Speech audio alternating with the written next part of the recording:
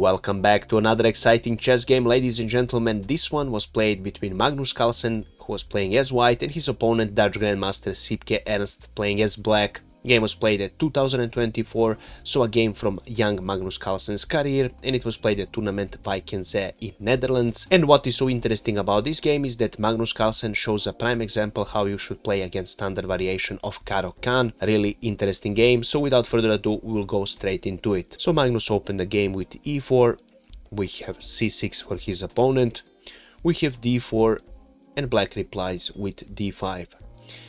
Knight c3 for white, d takes on e4, and knight takes on e4 for Magnus Carlsen. Black continues with bishop f5, attacking this knight, and we have knight to g3 on the board.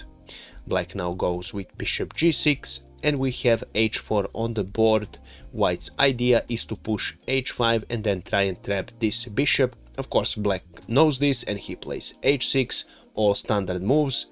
Knight f3 for Magnus Carlsen with the idea to put this knight on e5. We have knight to d7 played for black with the idea to block this attempt of white. And we have h5 played by Magnus.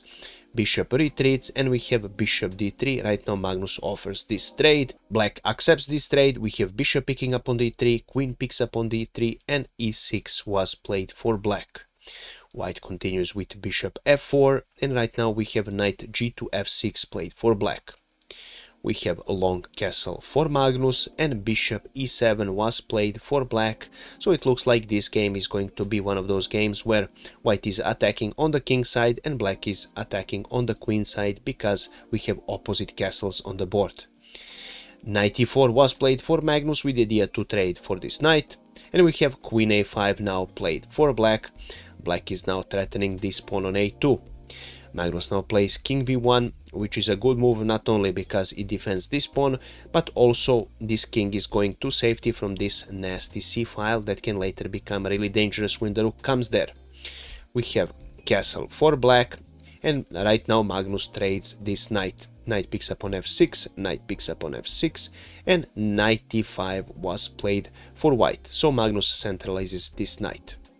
We have rook a to d8, and we have queen e2 for Magnus Carlsen. In this position black played c5, which is a slight mistake because better move was actually to play queen b6 with the idea to pressure this pawn, and after c3 black would continue with c5. Now c5 is perfectly fine and the game is completely equal, but after queen e2 and c5 now played for black, Magnus finds an amazing resource, and that is a knight to g6, a beautiful knight sacrifice. In this position black decided to accept this sacrifice, but there were other options that probably were better. After knight g6, one of the variations here was for black to actually play rook f to e8. And after knight picks up on e7, rook picks up on e7, Magnus now can freely take this pawn and continue the game with one pawn advantage. Now you might be wondering, Castle, why black cannot pick up this pawn?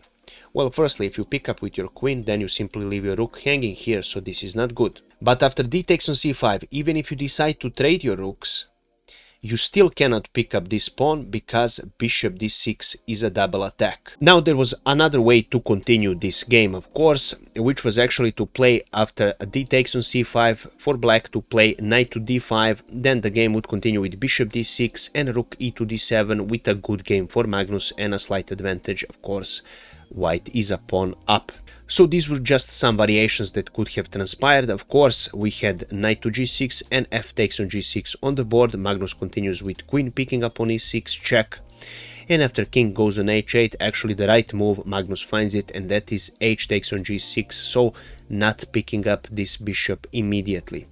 We have now knight to g8 played for black with the idea to save this bishop, and right now Magnus continues again with this amazing sacrifice. Bishop picks up on h6, amazing sacrifice. We have g takes on h6 on the board, and right now a rook picks up on h6. Again, Magnus sacrifices another rook here.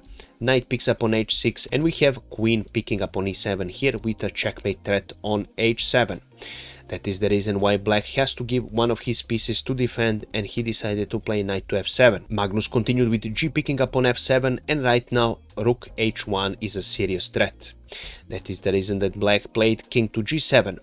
Magnus continues with rook to d3, again with the idea to give this check on g3 here. Black continues with rook d6 to defend from this check, and we have rook g3 check. Black decided to block it with his rook. Of course, after rook g3, if you decide to go on h8 with your king, then queen h4 check, and after king goes on h6, queen picks up on h6 is a checkmate. So white actually had a few ways to checkmate black in this position. That is the reason why after rook g3, rook g6 was played.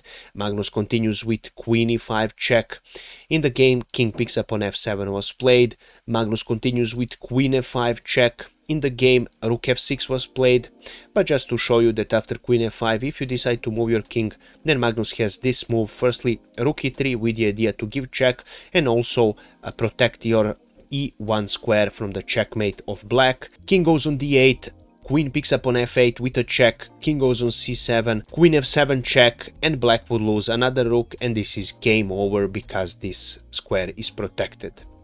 So after queen f5 check, black decided to defend his position with rook f6, and Magnus finished this game with a beautiful queen d7 spectacular checkmate. And this is how this game ended, and this is all I have prepared for you today.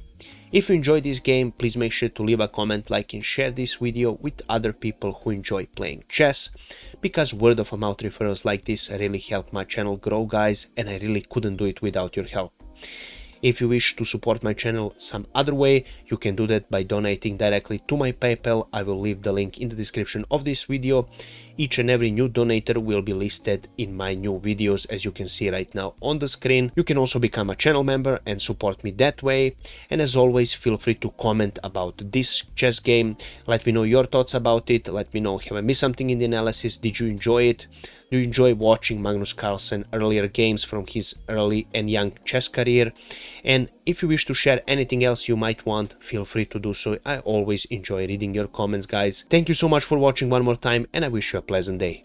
Bye bye.